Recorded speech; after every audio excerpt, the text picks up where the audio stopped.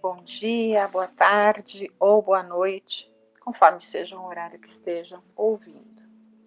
Dando sequência à série de palestras promovidas pela Casa de Fabiano, vamos aqui dando sequência com o Evangelho, ainda nesse clima, ainda muito envolvidos pelas vibrações de Natal, né? Hoje, que é esse momento que estou gravando, dia 25 de dezembro, hoje é Natal, mas esse áudio só vai ao ar aí no dia 29, né, nos preparando aí para o ano novo. Mas ainda, né, que a gente possa se manter nessa vibração natalina, que a gente possa, até tentando fazer um link com o tema de hoje, que tem a ver, né, fé, futuro, recomeço, novo ciclo, ano que se inicia, né? A gente prolongar, a gente conseguir de alguma forma prolongar essas sensações tão positivas que a gente tem nessa data, nesses dias aí próximos do Natal, né? Então que a gente realmente consiga estender essas vibrações, dilatar isso por mais tempo, né? De modo que a gente tenha, né, a fé está muito ligada à esperança, não a esperança de esperar passivamente, né? A fé está muito ligada à esperança que espera o melhor resultado porque busca fazer o melhor que se possa, né? Então que a gente nesse sentimento de um futuro melhor, que a gente guarde essas vibrações muito positivas que o Natal nos proporciona, né? E aqui do capítulo 11 do Evangelho segundo o Espiritismo, amar ao próximo como a si mesmo, o item a fé e a caridade, uma mensagem de um espírito protetor. Nós vamos pegar aqui só alguma parte, tá? Para a gente ler um texto da Joana de Ângeles, falando de recomeço, né? Então aqui, olha.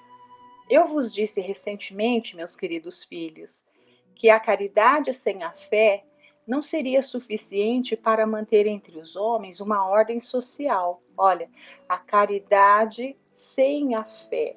Então, fazer a caridade por fazer, né? Se mover fazer num ato automático, sem a certeza de que o resultado lá na frente, não resultado imediato, porque quando a gente pratica a caridade, a gente está sanando uma situação imediata, né? Naquele momento a gente se dispõe a fazer um bem material ou moral para alguém que está necessitando.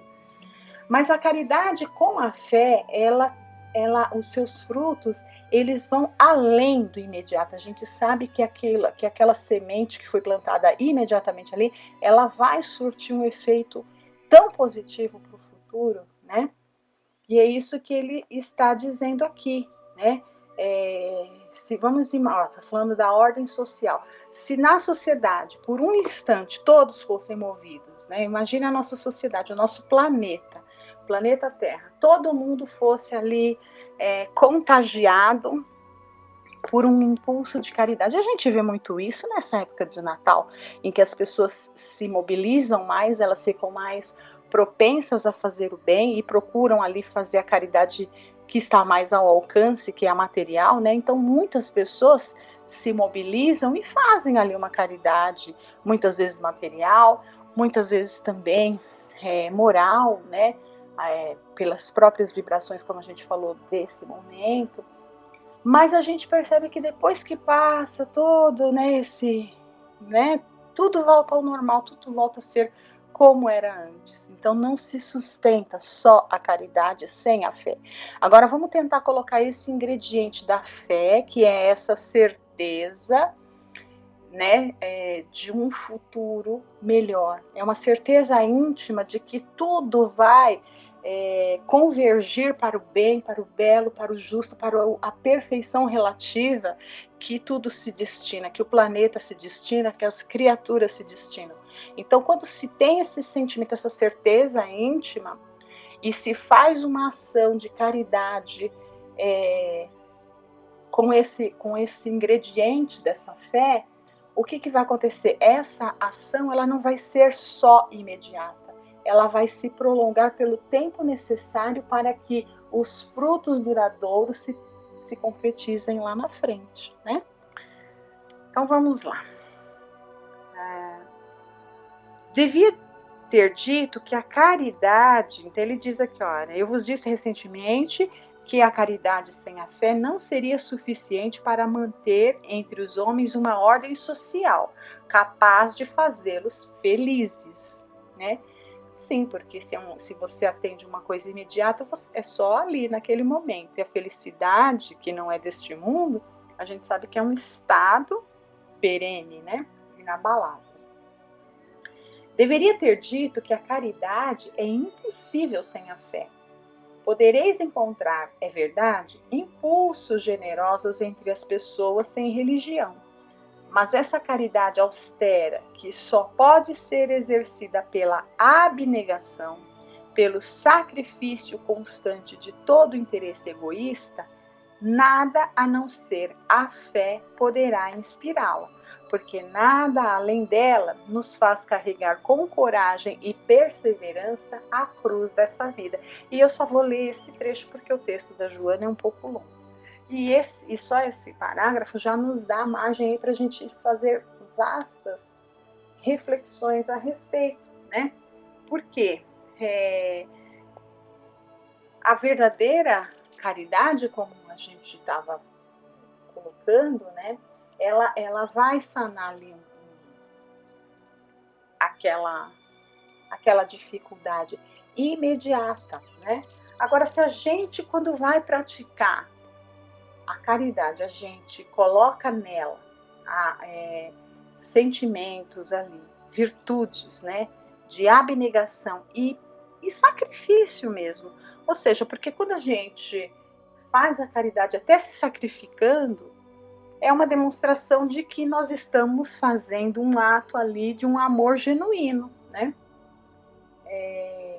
E olha, pelo sacrifício constante, né? Constante. Essa palavra constante, ela vai estar sempre ligada à fé, porque a fé, como a gente falou, é aquilo que vê o resultado lá na frente, enxerga além, né? E se a gente é muito imediatista, só vê aqui, agora, hoje, não tem a certeza de um futuro melhor, né? E trabalha para que isso aconteça, realmente a gente não teria um motivo para se sacrificar, para ser abnegado, né?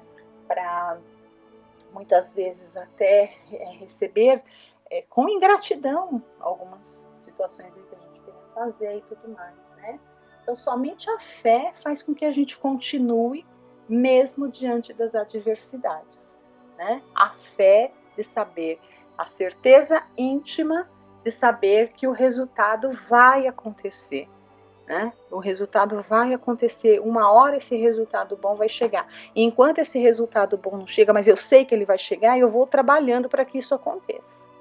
Isso é a fé, né? E isso é tão interessante a gente pensar nisso numa data como essa, finalzinho do ano, um ano que, né, um ciclo que vai se fechando, outro ciclo que vai se abrir para nós, né? Então, todos os dias, na verdade, Deus nos presenteia com essa capacidade, né, de um novo ciclo. Cada dia que a gente nasce, que a gente pode ver o sol nascendo ali, né, cada dia que se abre para nós é uma oportunidade de um recomeço, é uma oportunidade de fazer diferente. Então, a pessoa que não tem fé, realmente ela acha que os dias pesam sobre ela com todo peso, né? Então, as pessoas que não têm fé,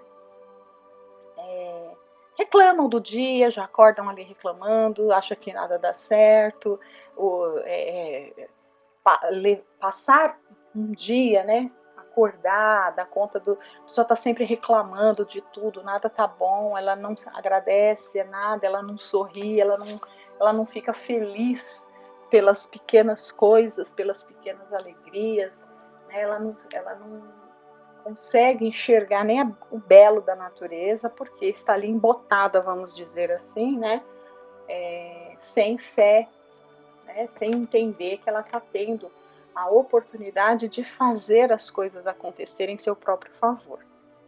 E a Joana de Ângeles, aqui nesse livro Vidas Vazias, ela vem falar de recomeço. Eu achei esse tema interessante para a gente refletir, porque vai recomeçar mais um ano para nós, né? Então, pelo calendário que a gente segue aí, já são 2023 anos, né? 2022 então, né, vai encerrar aqui da era cristã, né? E está se abrindo aí, nós estamos entrando no ano 2023. A gente vai recomeçar todo ano, todo dia 1º de janeiro a gente recomeça, né? Na verdade, todo dia a gente recomeça. Mas vamos lá, vamos ler o que a Joana tem a nos dizer. Recomeço. Dispões da faculdade de discernir o que o livre-arbítrio te proporciona, tudo quanto possas e queiras, embora a fatalidade do destino. De acordo com a escolha da conduta a seguir, produze para o futuro aquilo que realizaste, que volverá mediante a bênção da reencarnação. Então a gente sabe que, né, quando ela fala da reencarnação aqui, a gente sabe que até para assim como o mundo, né, o tempo aqui, a gente sempre vai ter um marco zero, né? Sempre vamos ter o dia 1º de janeiro de cada ano para recomeçar. Enquanto espíritos eternos também a gente sempre vai ter um ponto ali em que vamos recomeçar a jornada, né, através das reencarnações.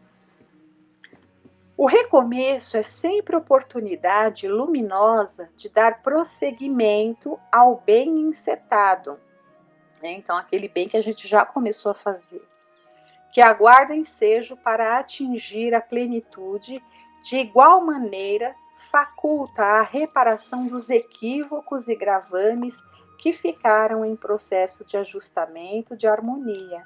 Isso, gente, vamos pensando nisso para o ano que vem, né? A gente sempre, agora é o momento das metas, né? Vamos reflexionar aí a respeito, refletir a respeito de como foi o nosso ano, as condutas que a gente tomou, o que fizemos de positivo, de negativo, e vamos aqui, olha, pensar em continuar fazendo aquilo que a gente vem fazendo de bacana, né? A gente avalia aquilo que a gente vem acertando e continuar fazendo, e se munir de mais energia e bom ânimo para continuar fazendo o que tem que ser feito, e aquelas coisas que a gente percebeu que não foi muito legal e que poderia ter feito diferente, tentar encontrar também no novo ano uma oportunidade de fazer diferente, né? E se ajustando aí. Possuidor do conhecimento dos valores que são adquiridos durante a vilegiatura carnal, né, durante o período que estamos encarnados, a criatura trabalha o seu porvir mediante a utilização dos melhores equipamentos que a cultura e a tecnologia colocam à sua disposição. Nunca faltam recursos valiosos para atender ao desenvolvimento intelecto-moral do ser em evolução. Dos gestos simples e desde os pequenos esforços, a vida enseja sabedoria que se incorpora ao patrimônio íntimo para a qualificação espiritual. A reencarnação é, desse modo, a mais adequada e sábia metodologia para a conquista do infinito. Porque a gente vai adquirindo esses conhecimentos que vão ficando arquivados em nós e vão nos proporcionando ferramentas para saber utilizá-las ali nos momentos mais propícios, né? Através da nossa inteligência e tudo mais. Correspondendo à grandeza da misericórdia de Deus, é lei de justiça e de bondade que permite sempre o aprendizado necessário à autoiluminação. Indispensável, portanto, que sejam aproveitados todos os momentos existenciais de maneira a serem evitados recomeços molestos e desafiadores para os desastres emocionais e morais que sempre os sucedem. O que podes realizar hoje na construção do dever, não postergues sob as sombras da indolência, do descaso, da incoerência. É aquele famoso não deixe para amanhã o que se pode fazer hoje, né? Numa longa jornada, o passo a passo é fundamental para o êxito. Muitas vezes a precipitação sugere a pressa, a entrega rápida, geradoras de cansaço e de mal-estar. Essas são as ansiedades da vida que a gente também tem que aprender a controlar. Valoriza desse modo cada momento da experiência terrestre e elege o melhor, o mais duradouro em detrimento da frivolidade e insensatez. Todo o processo de crescimento espiritual é desafiador, caracterizado por pequenos e grandes impedimentos. A conquista do acume de um monte resulta do esforço empreendido e do discernimento desde as baixadas, né? Então, para se chegar ao cume do monte, a gente tem que poder dominar, vamos dizer assim, né? Conhecer a base dele por inteiro. Não poucos discípulos do Evangelho, após o entusiasmo inicial, permanecem na indolência, aguardando situações privilegiadas, oportunidades especiais. Toda realização deve ter um eficiente planejamento que facilitará a sua execução. Cuida dos teus compromissos atuais onde estejas, com os recursos ao alcance, sem exigências injustificáveis ou condicionamentos absurdos. Esse mendigo esmola com a escudela da brutalidade e provoca reações equivalentes, sendo enxotado e menosprezado por quase todas as demais pessoas. Ela vai dar alguns exemplos aqui. Esse enfermo repugnante, com chagas purulentas e odores pútridos, que causa asco, permanece ao abandono. Aquele trabalhador que reclama de infelicidade afadiga-se em esforço titânico e não consegue minorar as necessidades que o aturvem. Estoutro. Ah, tá. É uma forma como colocou. Estoutro é outra pessoa, este outro, né? Estoutro busca a afeição, impondo-se de maneira rude e sempre percebe repúdio, cáusticas reprimendas. Os chamados miseráveis que vivem ao relento, intoxicados pelo álcool e drogas destrutivas, caminham sem rumo e os seus céus não têm esperança nem estrelas. São inumeráveis aqueles que permanecem em estado lastimável entre desesperos e angústias. Constituem a grande massa de réprobos da sociedade de todos os tempos. Mas quando as leis são justas e lhes proporcionam algum conforto ou alegria, incontáveis deles prosseguem insatisfeitos e revoltados, enquanto outros mais reclamam e lamentam, ademais de quantos que nada conseguem. São os perversos de ontem, os defraudadores dos deveres, os apaixonados pelas ilusões, os dilapiladores do patrimônio público que se encontram de retorno ao proscênio terrestre que ultrajaram, nas roupas da miséria a que fazem jus, nas rotas ingratas que estabeleceram. O retorno é inevitável para todos os viajores da imortalidade, graças ao qual, por fim, se identificarão com a verdade. Ninguém consegue degradar e autodestruir-se do folguedo dos gozos infantis e alucinados, com desprezo pelos deveres que a vida estabelece, sem que sejam convidados a refazer o mesmo caminho em situação adversa. Então, está dizendo dessas condutas de todos esses, né? Sempre vai haver o recomeço para o reajuste. Vale recordar-se a resposta dada por Jesus a Judas, quando banhado pelo raro perfume oferecido pela mulher equivocada, que exclamou: "Que pena! Poder-se-ia vendê-lo e ofertar o resultado aos pobres." E ele contrapôs: "Os pobres sempre os terei, mas a mim nem sempre." A resposta que Jesus deu a Judas, né? A expressiva lição é demonstrada pela presença do sofrimento em razão da conduta adversa naquele que se dilacera por atos ilícitos pretéritos. A lei universal é de amor, que gera fraternidade e auxílio em toda parte, que enseja a solidariedade em relação aos mais necessitados, ao invés da vergonhosa aristocracia dos que são poderosos e geradores da ausência de ajuda aos demais. Permite que as tuas emoções construam hoje o teu porvir, a fim de que recomeces na escola terrestre, abençoado com os tesouros da misericórdia e da paz, com força vitalizadora para a ascensão.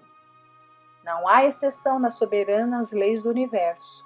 Há uns proporcionando somente venturas, enquanto a outros todas as angústias. Então, não são privilégios, né? São as consequências que cada um merece e precisa para crescer.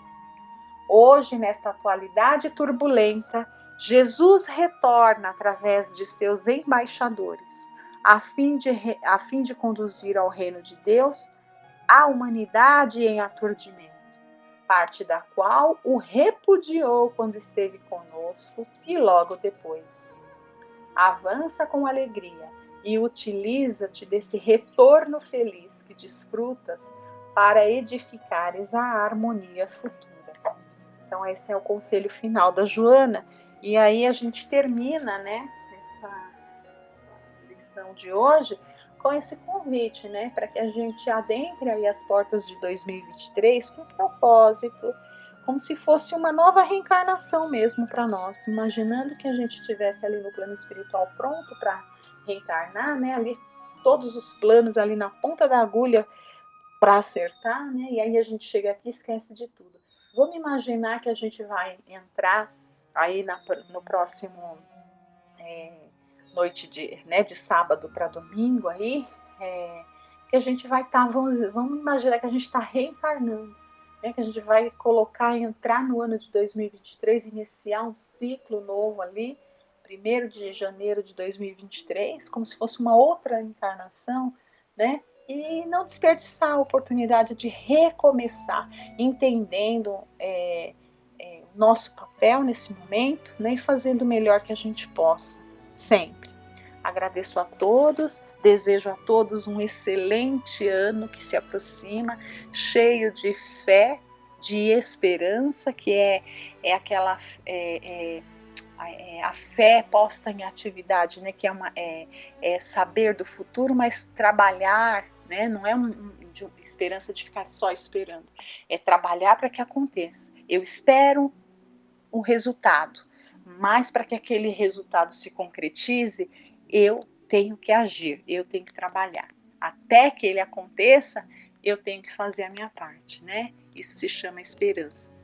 Então eu desejo a todos, né, um 2023 repleto dos melhores sentimentos, né? E que todos tenham sempre a esperança de buscar dia após dia do ano que vai entrar, né? De buscar sempre o melhor, viver da melhor forma. Um grande beijo e fiquem com Deus todos.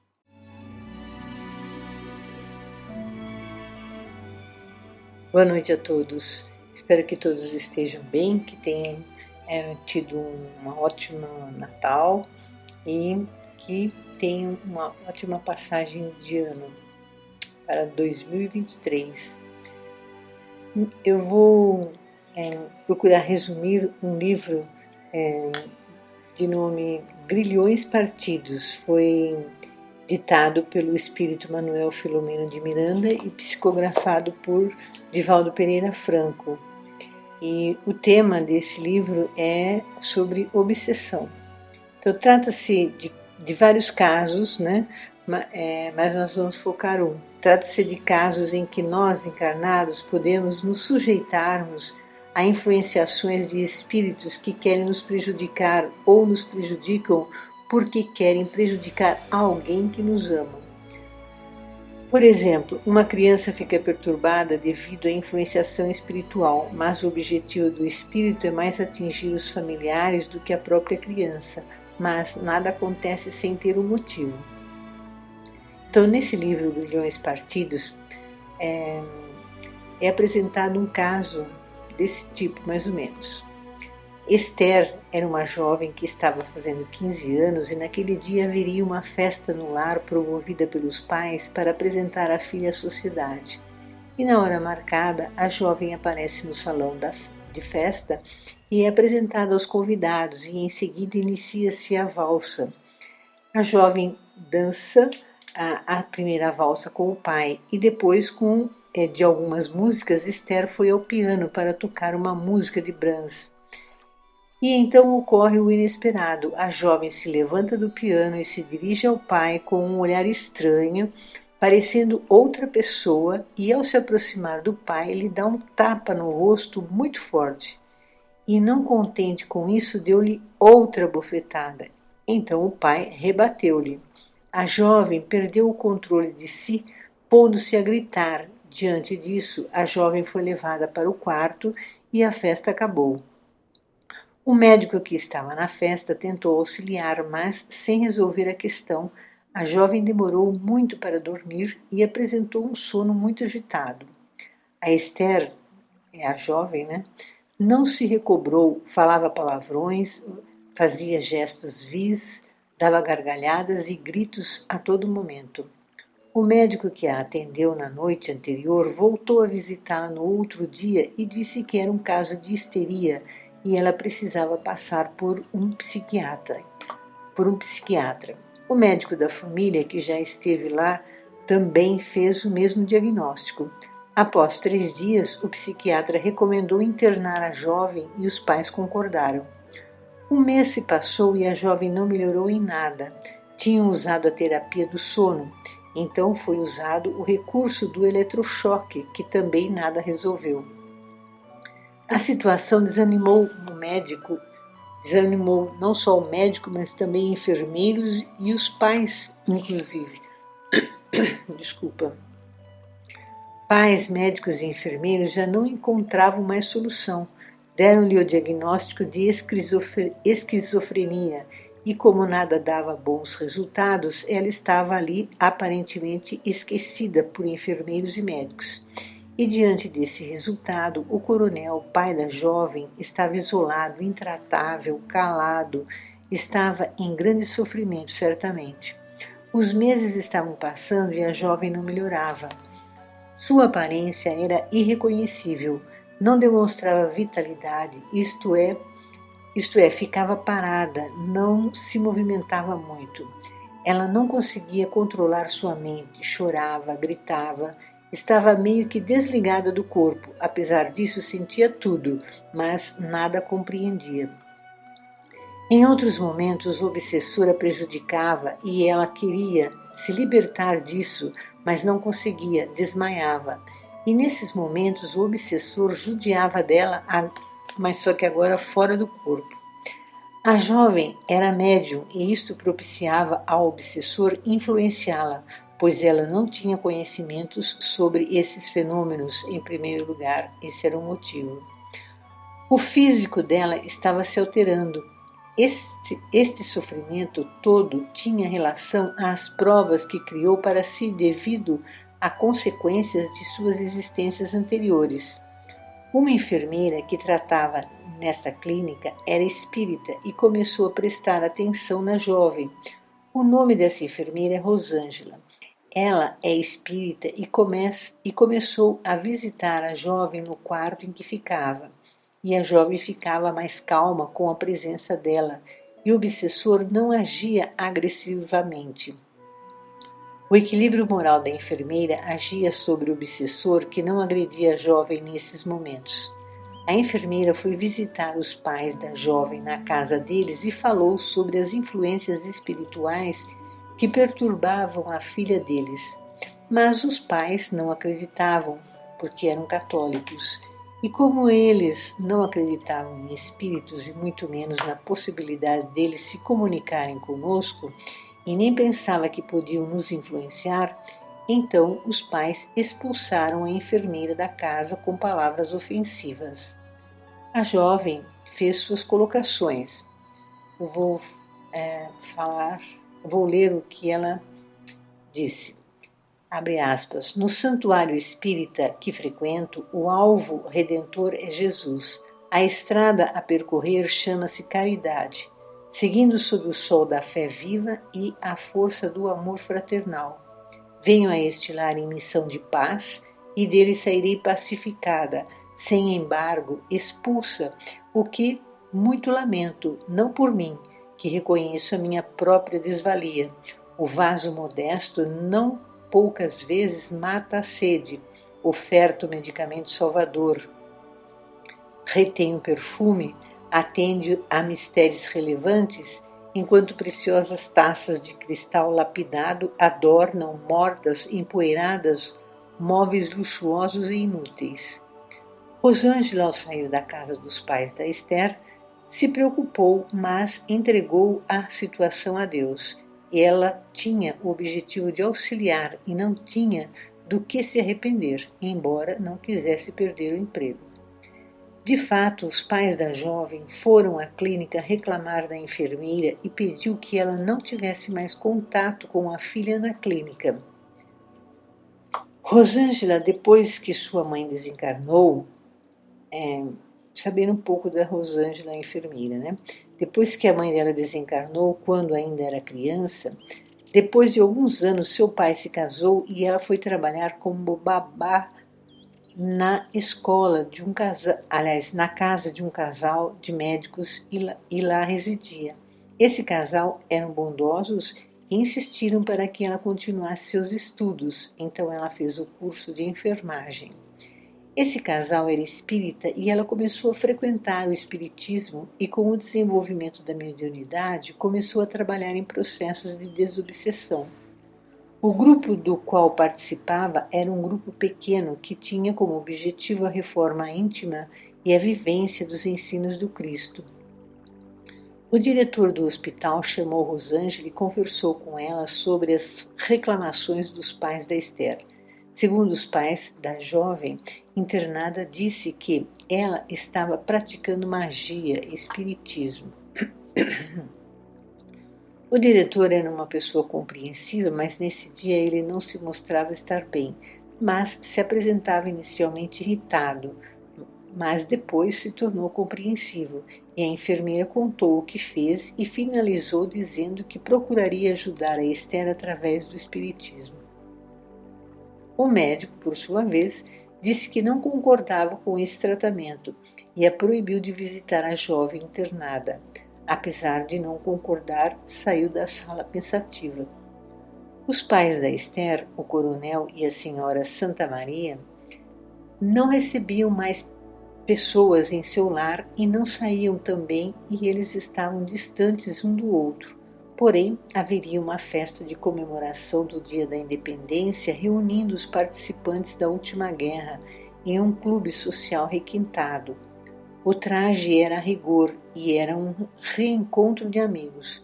O casal se sentiu na obrigação de participar do evento. Na véspera do evento, o coronel teve pesadelo durante o sono. Ele acordava e, quando voltava a dormir, o pesadelo continuava. Estava em um lugar sombrio e macabro e era um local em que se praticavam crimes assustadores. Caminhava no sono e respirava ódio e via a estranha pessoa que ele sabia ser ele. Depois ele chega num presídio escuro, fétido, onde de tudo ruim acontecia, e quando os que estavam ali ouviam, faziam declarações injuriosas. Não suportando mais o sonho, acordou, se levantou e não quis dormir mais. À noite, o casal se dirigiu ao clube e o reencontro com amigos companheiros de armas e da escola os levou a recordar bons tempos. E em meio a tantos conhecidos, encontrou um amigo de outros tempos, o coronel Epaminondas Sobreira. Eles começam a conversar e ele pergunta sobre a Esther, pois no dia em que a Esther se descontrolou, ele era um dos convidados. Eles se isolaram das pessoas para conversarem mais descontraídos. Foram ao jardim e o pai da Esther se abriu ao amigo contando de suas angústias e tristezas. E em meio a conversas, o amigo pergunta a ele se ele costuma fazer preces, ao que ele responde que não. E o amigo explica que a prece não é só para pedir, ela também acalma, renova. Não é só para tirar a dor, mas também para compreender a dor.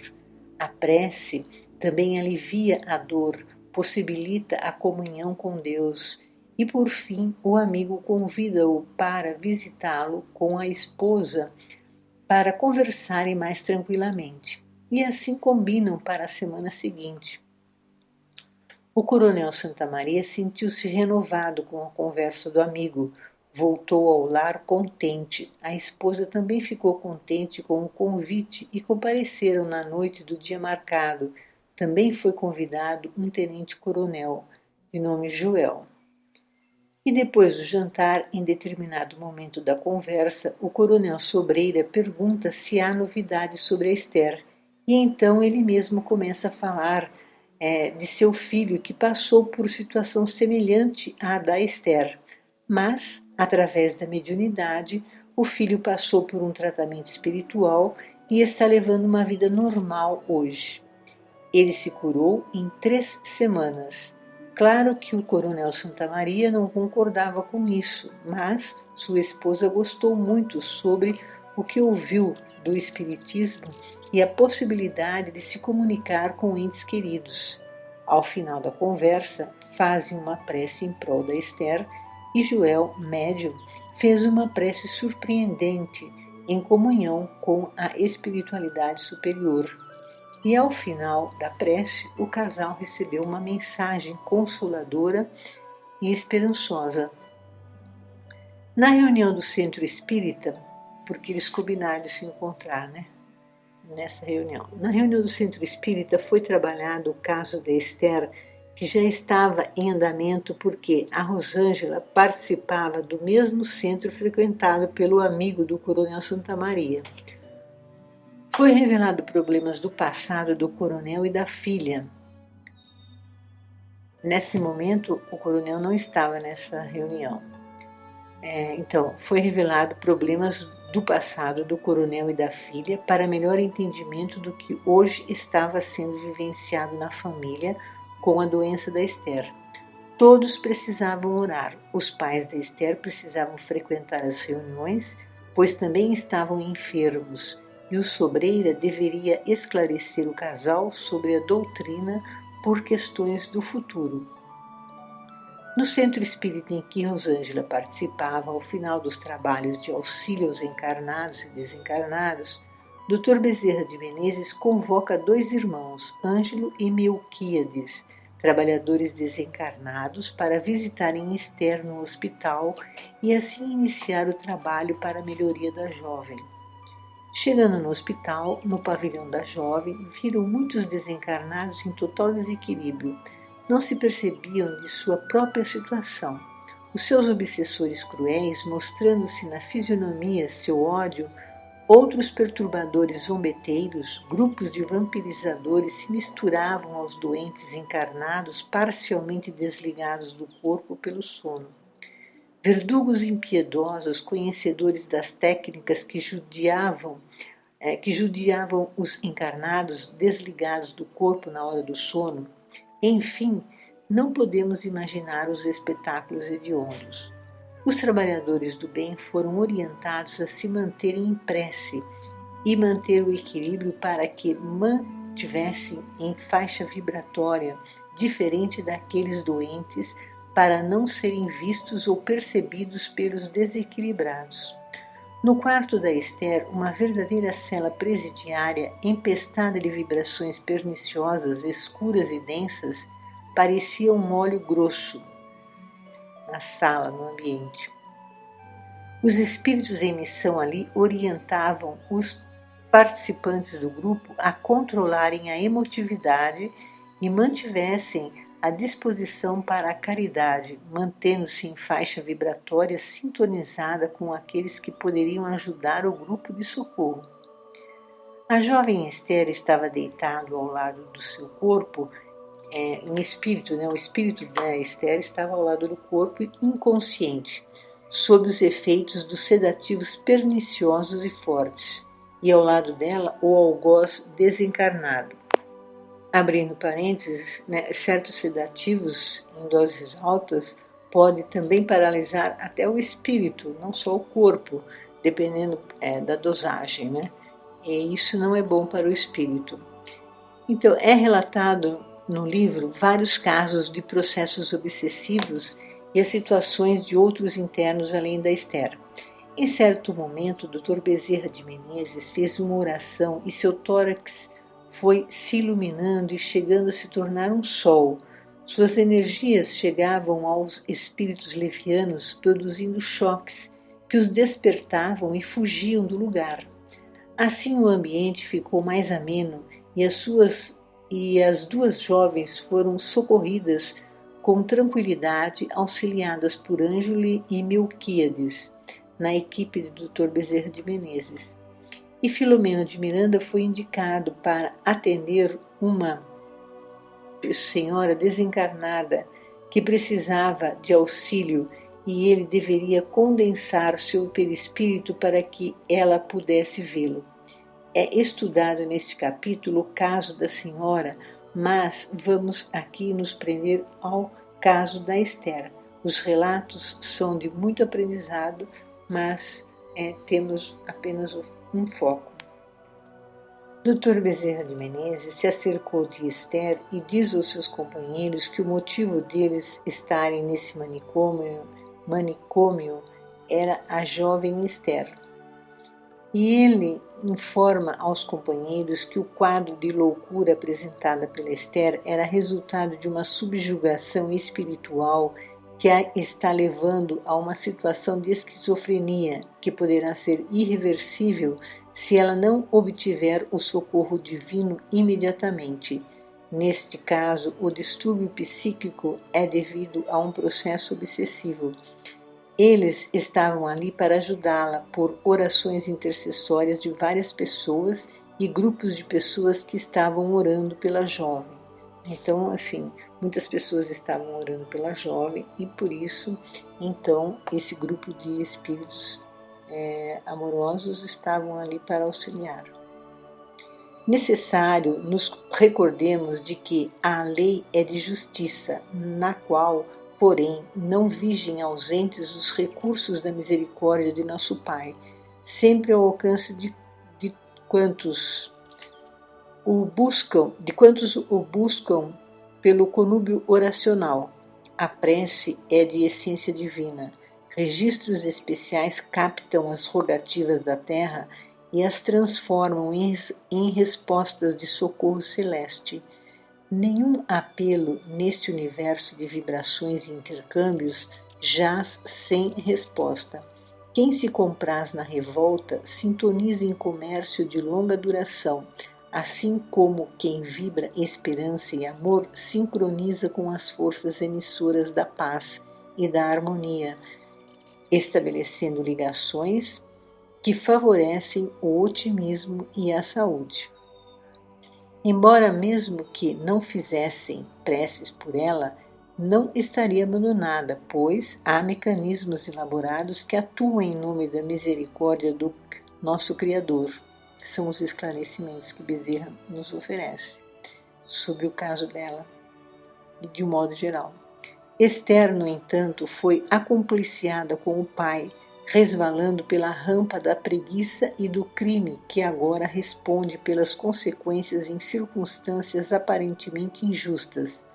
Porém, recursos benéficos e corações empenham do próprio crédito de que são portadores para auxiliá-la e possibilita a modificação dos mapas provacionais da jovem.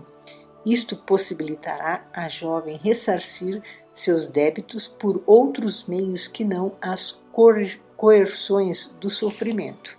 Então ela tinha muitos débitos, né? Mas ela tinha certos débitos, porém muitas pessoas oraram e ela recebeu o auxílio que necessitava, e com isso ela ia receber ajuda, e os débitos que ela tinha a reparar, ela poderia conseguir de outra maneira, sem tanto sofrimento. E aí ele continua: é da lei que o infrator seja justiçado, não porém supliciado. Quer dizer, nós devemos resgatar os nossos débitos, né, mas não precisamos ser supliciados, né?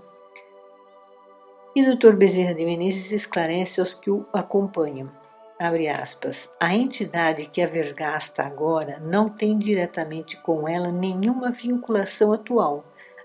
Antes assim o faz para desforçar-se do genitor a quem supõe odiar. Porque ela se encontra comprometida, sofre fazendo o pai sofrer, enquanto por esse processo se liberta dos erros praticados em companhia daquele. A entidade malfazeja a subjuga por encontrar nela predisposições kármicas que facilitam o conúbio, portadora de mediunidade por cujo meio poderá ascender posteriormente, faculta ao irmão infeliz a obsessão, através de compreensível afinidade fluídica com que se imantam reciprocamente. Então, ela não tinha dificuldade com aquele espírito, né, que na verdade ela estava sendo atingida por aquele espírito, mas para prejudicar o pai, né, para deixar o pai em más condições, né? Mas ela tinha então, como que ele conseguiu obsidiá-la? Porque ela também tinha uma predisposição kármica, como ele disse, né? Ou seja, ela tinha também algo a resgatar. Então foi possível aquele espírito atingi-la. E o Dr. Bezerra continua: consultemos os seus clichês mentais, arquivados na memória anterior, no centro coronário, de modo a aquilatar melhor a sua problemática, ajudando-a com maior proficiência. Devido ao tempo, não conseguirei resumir os acontecimentos hoje. Continuaremos na próxima semana. Essa história e outras que estão sendo contadas no livro tem um valor significativo para o nosso aprendizado, né?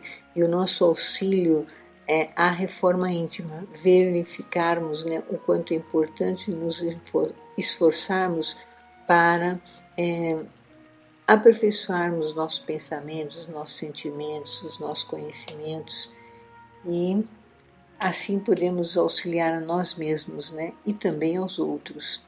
Então vimos aqui que há um encarnado devedor de uma situação que ocorreu em outros tempos e que será esclarecido depois, e a filha que também subjugada por ter também suas culpas referentes a erros do passado. Porém, as dívidas da jovem não estavam relacionadas com o espírito que a obsediava. O obsessor queria atingir o pai da jovem através dela, pois o considerava devedor de um compromisso que assumira para com o desencarnado. Vimos também que as orações intercessórias nunca ficam sem respostas. O auxílio sempre se manifesta. Devemos confiar no auxílio dos espíritos amorosos que intercedem em nome do Criador do Universo. Vemos também que espíritos com méritos oferecem de seus créditos divinos em prol do bem de outros. Gostaria de fazer algumas observações a mais, mas o nosso tempo terminou. Então, boa noite a todos, espero que todos estejam bem. Obrigada.